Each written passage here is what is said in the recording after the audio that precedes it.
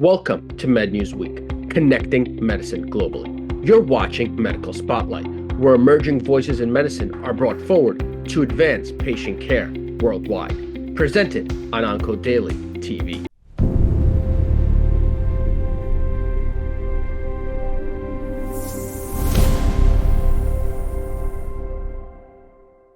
Hello, everyone. Welcome to MedNews Week, the rising leader in global medical education.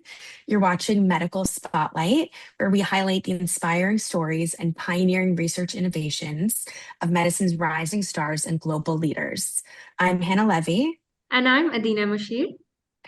And today we're honored to be joined by Dr. Muhammad Bilal Abid from Texas Tech University. He's the director of stem cell transplantation and cellular immunotherapy over at Texas Tech University's Health Sciences Center. Dr. Abid is a malignant hematologist specializing in lymphoma, stem cell transplantation, and cellular therapy. His work spans CAR T innovation, immunotherapy complications, treatment accessibility, and next generation therapies. Dr. Abid, thank you so much for joining us here today. Thank you for having me, Anna and Adina. Thank you for having me. So behind every physician in a white coat is a story, a mission that brought them into medicine. We'd like for you to tell us about yours. So what initially inspired you to pursue medicine? What eventually led you toward hematology and cellular therapies?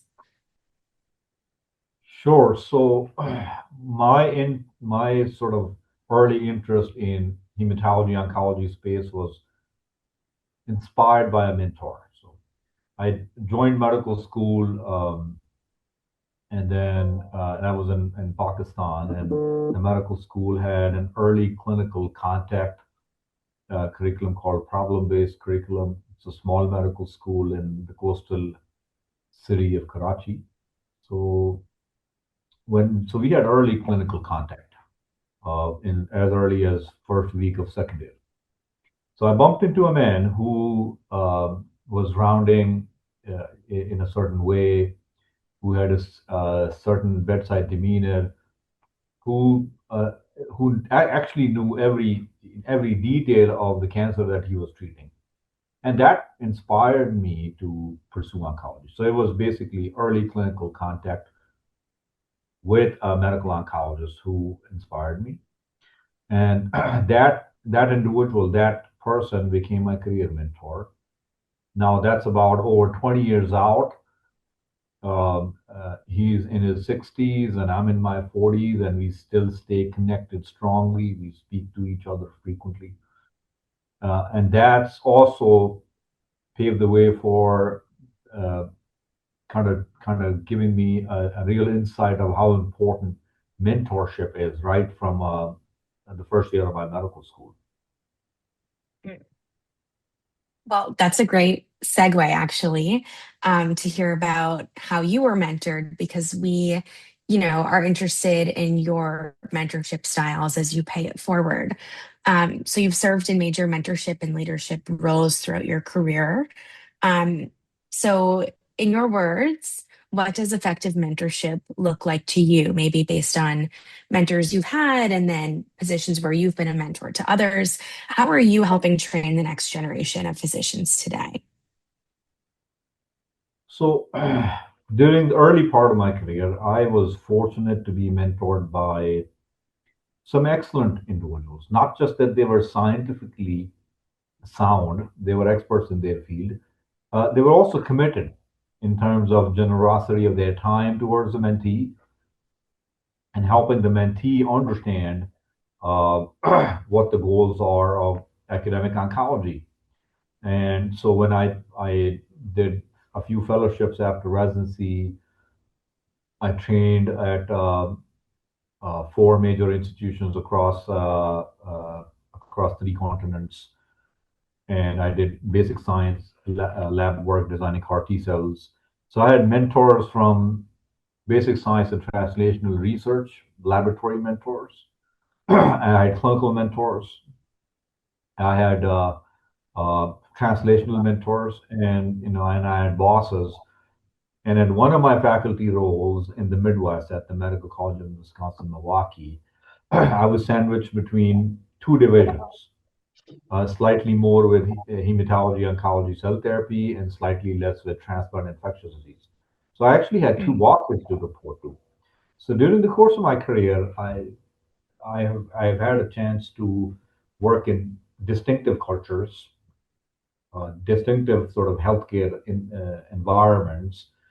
NHS in England is vastly different from how we practice medicine in America.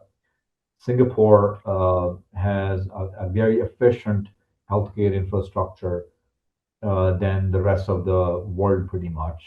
Very streamlined, cost efficient, outcome driven infrastructure. So, and then I was in the Midwest for quite some time. And last I was in Houston for a few years. So along the way, I've been mentored. I've been very fortunate to learn from some very good people who were not just experts, but were very, very generous with their time. So I learned along the way. And that's pretty much what I continue to pass along, what I share with. So my philosophy in mentorship is that if you time is limited, so when you do commit to mentoring someone, you take responsibility for not just one research project or one abstract presentation. You take responsibility to nurture them in a way that they become independent scientific writers, they become independent clinical investigators, they can draw clinically meaningful questions out of clinic and take them to data or take them back to the lab and research and bring them back to the clinic and execute that. That's one. The second part of it is that you take responsibility for their career growth. You are committed to their career growth. You could use the one example is that you start mentoring somebody from first year of medical school. Uh, you start working on projects. There's a back and forth. Their academic writing skills through this back and forth and critique improve along the way, and they get to residency, they get to fellowship.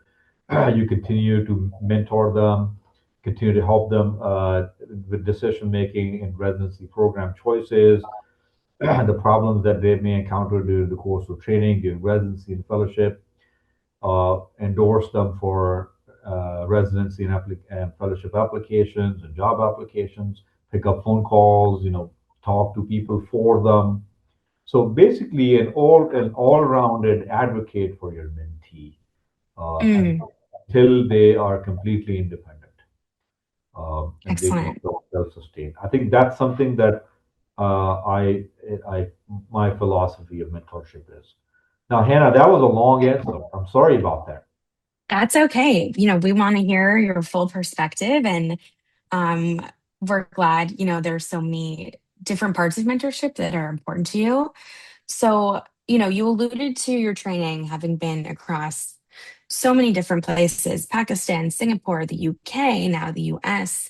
In training in so many different environments and working with trainees and, learning from so many other physicians and scientists in these different um, global healthcare systems, we're curious, how has practicing medicine in so many different healthcare systems shaped your perspective on patient care?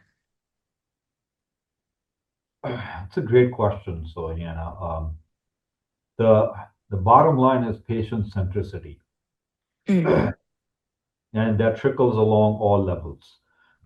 If a clinical question is asked through a clinical trial, the endpoint must be patient centric. mhm, If a data driven research is conducted, the clinical question must be timely and something that the field should need an answer to. If funding is generated for either through pharmaceutical or industrial partnership or through state level grants for educational purposes, then it should focus on patients mm, and patients in terms of expanding access, both in terms of clinical trial accruals, homogeneity, as well as access of cutting edge therapy for all patients across the board, irrespective of zip code, education status, uh, uh, gender, or ethnic or racial statuses. So Mm, all we do as clinician scientists must be driven by um, by our the patients we see. Now, along the way, so my large part of my role now is to build cell therapy infrastructures, and hospital executives always question. I will not say that they put revenue first, but revenue generation and profitability and return of investment is a big thing for them, for hospital mm, executives, and that's okay. It's completely okay to have a business model and wish for a business model that is profitable. But patient centricity and a CAR T construct really taking one disease at the brink of the cure, actually to cure. Now we're talking about multiple myeloma, and then a CAR T cell construct curing nearly half of the patients with relapsed diffuse large B cell lymphoma. I mm, mean, these are unprecedented patient outcomes. These are we basically are able to prolong survival and potentially cure human life, and this has no price tag associated with this, as in mm. my humble opinion. Um, so patient centricity to me is of vital importance, and that's really how I operate. Excellent. Well, thank you for sharing, getting to know you, knowing your inspirations and how you've synthesized your training across so many institutions and regions, and what it looks like for you to be trained from strong mentors and then for you to pass that on to the next generation.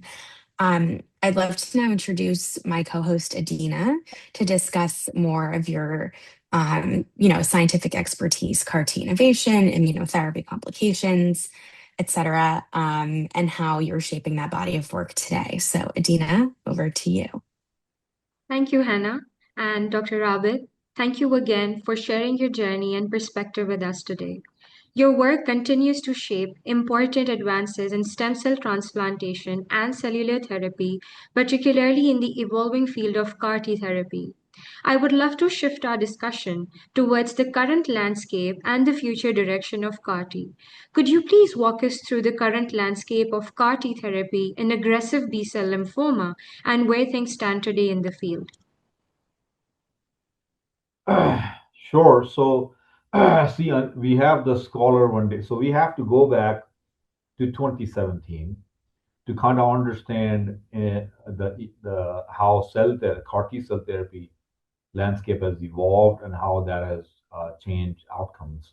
So until 2017, based on Scholar One, the landmark Scholar One study, we know that the outcomes of diffuse large B cell lymphoma and in the relapse setting were actually pretty dismal. They did improve with transplant, autologous transplant, significantly. We have data on that too. And how you got them to transplant in terms of salvage chemo really didn't matter. You can do RIs or GDP or whatever regimen you choose, as long as you take them to transplant, the outcomes improved. But overall, you could only cure a small fraction of patients in the relapse setting until 2017. Now, that year, Axicell was approved based on Zuma study, and that changed the landscape since then. Basically, for early relapse lymphoma, a CD19 directed CAR T cell therapy got approved, and that provided at that point in time provided sort of curative potential for at least a third of the patients. Now, further 8 years out, 9 years out now, we have developed multiple different CARs. Several studies went in place that put head-to-head autologous transplantation in first relapse against CAR T. Two of them read out pretty nicely in first relapse or second line setting. leading to approval of 2 CAR T products in a first relapse setting. And then we have 3 CAR constructs in second line and beyond setting, which means after second relapse. So, and then as a field, we have learned to do CARs better in terms of supportive care, in terms of optimizing lymphodepletion, in terms of optimizing post-infusion care and survivorship. So now the curative potential for CAR T in relapse setting is significantly better. I'll also say that while this is all happening, we now have several bispecifics, monotherapy and combination, really moving towards earlier line settings now. We use them very readily. Actually, a lot of times more so than CAR T cell therapy, primarily because these bispecifics, um, mainly glofitamab, epcoritamab, and mosunetuzumab, they're all CD3 and CD20 bispecific T cell engaging antibodies. We use them preferentially because they are accessible, they are universally available, and then they're there when our patients need them. So this basically democratize access. These antibodies can be given at smaller community settings with adequate oversight and adverse event management protocols in place. So, and then we have antibody-drug conjugates. Then we have cell morphs coming into lymphoma space as well. So the relapsed, the DLBCL relapsed landscape overall is actually changing rapidly. And this is fantastic for our patients, that our patients will have options to continue to live longer and continue to have greater and greater options for cure. That was really insightful, an overview, and especially on your perspective on how rapidly the field continues to evolve since 2017. Since you mentioned that in the rapid evolution of CAR T space, we've seen constructs such as bispecific antibodies and even outpatient CAR T models. So, a quick follow-up question on that would be that which of these developments do you think will have the greatest impact on the future management of aggressive B-cell lymphoma and why? So, I mean, we cure a good fraction of relapsed DLBCL now, at least over half. Their numbers could vary, but we cure. Now, for the remaining, we do need to find better strategies. there are several very exciting clinical trials. There are upfront clinical trials with diffuse large B-cell lymphoma, several trying to do all the majority of them with bispecific plus POLA plus CHIP, or what some models of ABC plus X or plus Y combo combinations. Mm. Um, in the relapse setting, again, there are combinations in trial. There are newer targets entering the market. Very, sort of early assets are being acquired, some of them out of China, some of them indigenous. Lots of acquisitions are taking place. As you can see, smaller sort of biotech are being acquired by larger pharmaceutical companies. So the landscape is changing so rapidly that where what we discussed today may not be true tomorrow. Most exciting thing is the movement of in vivo and allogeneic CAR constructs. Clearly, these are curative products, products with significant curative potential, but with their design with in vivo and allogeneic CARs, you will now have the ability to uh, give these constructs to more patients who are in need for these CARs than what we can do with autologous CAR constructs, primarily limited by the manufacturing protocol that they are sort of bound to currently. Yeah, it's definitely fascinating to see how quickly these therapeutic strategies are reshaping the treatment landscape. At the same time, I think one of the major challenges that remains translating these advances into real world patient access. These therapies can be life changing, as we talked about it, but many patients still never receive them. What, in your opinion, might be the biggest barriers preventing broader CAR-T access today? So there are several reasons to access disparities when it comes to CAR T cell therapy. I mean, even now, for the most part, CAR T cell therapy is restricted to larger academic centers.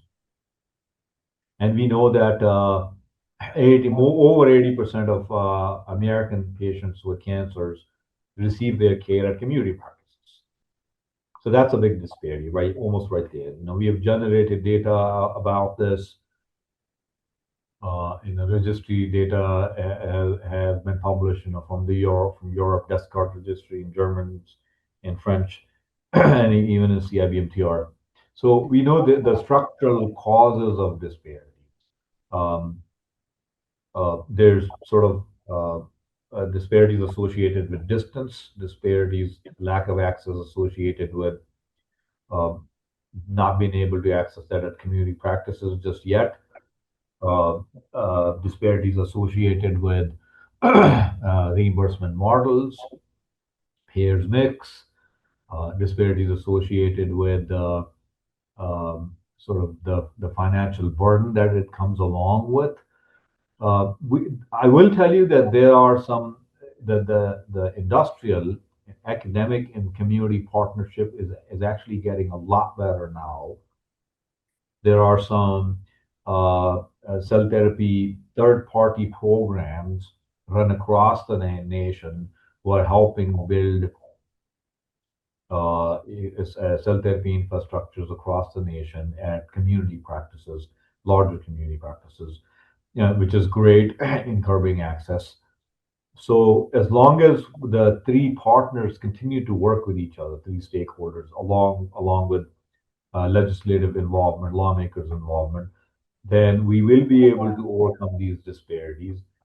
It will take some time until we get to a point that every patient in America in need for CAR T ends up getting CAR T cell therapy. It is indeed a sort of an ambitious goal, wishful thinking almost now, but we're headed in the right direction. I think that's a really an important point, especially because innovation would only reach its full potential when patients can realistically access these therapies. Beyond the access itself, managing patients after the treatment also presents significant challenges. You've published extensively on infectious complications after CAR T therapy. So, in your experience, what do clinicians often underestimate about managing these patients after the treatment? That's a great question. See, certainly, I mean, um, you certainly know what the complications are. So after CAR T infusion has happened and patient has gone beyond first 30 days, the PET scan shows CR, then sort of, and even beyond that, at a certain point in time, comes your survivorship question. And that is sort of largely driven by prolonged cytopenia, hypogammaglobulinemia, B-cell aplasia, psychologic health, financial burden that patient might have incurred during the course of CAR T-cell infusion and hospitalization and stuff. And infection management um, is sort of critical during that point in time.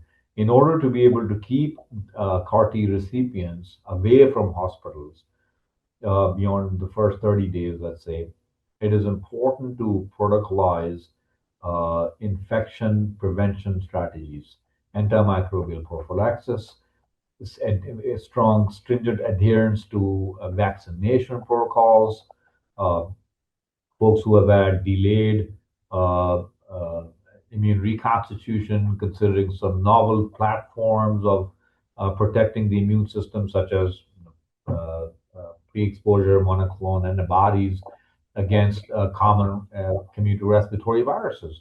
So there are several strategies of continuing to uh, protect our patients after CAR T cell infusion, and with bispecifics per se. See, bispecifics are sort of or at least for now, myeloma bispecifics are indefinite duration, and and lymphoma bispecific, half of them are also indefinite duration. So the infection prevention questions come sort of more uh, becomes even more relevant for bispecific antibody therapy, and the answer would be to create a very well thought out institutional protocol and an SOP, and that's where a strong partnership between academic and community will be really handy in terms of leveraging protocols, assistance, with creating SOPs and guidelines for infection prevention. Really, really stratifying them: viral, bacterial, fungal, PJP, vaccination protocols, AVIG, whether they should be IgG level adapted or agnostic. So those are some of the things that should be an integral part of the protocol. That's incredibly valuable, particularly as you mentioned that centers and institutions should begin adopting these therapies outside highly specialized settings. Looking ahead, it's really exciting to hear your vision where the field may be headed in the coming years and what the current field is evolving into. I would like to end on a more personal note. With everything you've accomplished already, what do you still hope to achieve in your career, and what do you want to be remembered for? That's a tough one. Nobody has ever asked me this question. So I think I did not know this hard question was coming my way. Adina, I don't know how you came up with this question. Let me keep track. Uh, so great question here, Adina. This is something that I didn't think of an answer for before, but I have enjoyed in the first phase of my career that I've had. I've enjoyed mentoring. When a first year medical student starts working with me, finishes medical school, continues to do well, and by residency is already applying for a K award by NIH, developmental awards, and an ASCO and ASH award, and then by fellowship they are independent investigators and publishing everywhere, doing some really meaningful work. That brings me more joy now than any one of my publications. So I've noticed as I age, I this is something that I have started to enjoy, and I will stay committed to this. I've devised a plan for myself that folks who I end up mentoring, I will be responsible for their career as a whole, not just one research project. That's what I really cherish. Secondly, I think I'm driven towards what you alluded to earlier already, that scientific innovations are remain scientific innovations until they reach patients in need in an equitable manner, in a homogeneous manner. So these access barriers is something that I will continue to work. This is the reason why I joined this institution at Texas Tech University, um, in Lubbock, and there's a large Texas Tech network across the western half of Texas, the underserved half of the state, the rural half of the state, where my goal is that we as a team build together a program for the people here and provide real-time cure here to the people closer to home without them having to travel to Houston, Dallas, or San Antonio. That's truly inspiring, Dr. Abid. And I think it's been a pleasure learning about your perspective on mentorship, your own career growth, and your outlook towards your future. Before we wrap up, how can our audience connect with you and follow your work? Well, I'm very excited to that you sat down with me and chatted with me. It was insightful for me as well to it's sometimes it does become hard to do a little bit of introspection because life goes fast. So this actually gave me a little pause and think through of what I've been doing, what I will want to be doing. So I will, anybody who wishes to connect with me, there are multiple ways. LinkedIn is one good way. I will share my email with you. Please reach out to me through email, and I will, within my humble expertise, I will do what I can for your career growth. Thank you so much, Dr. Excellent. Abid. Hannah? Thank, yeah, thank you, Dr. Abid, for your insightful, um, where you think this field is going and how you've seen it change over time, and the ways you've contributed as well. So, in addition to sharing your time with us today, we thank you for sharing your story, your inspirations, your expertise. We really appreciate the important work that you're doing to advance innovation and access in oncology care. And thank you to everyone watching this edition of MedNews Week, our medical spotlight today. We look forward to seeing you at our next conversation. And give it up for Dr. Abid one more time. Thank you for joining us.